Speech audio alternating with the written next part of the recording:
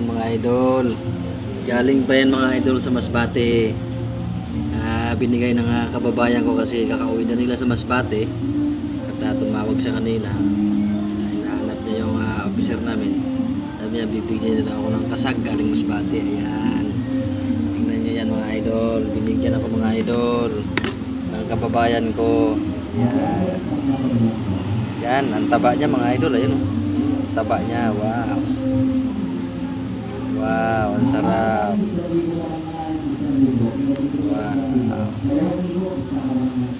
Yan. Ito naman.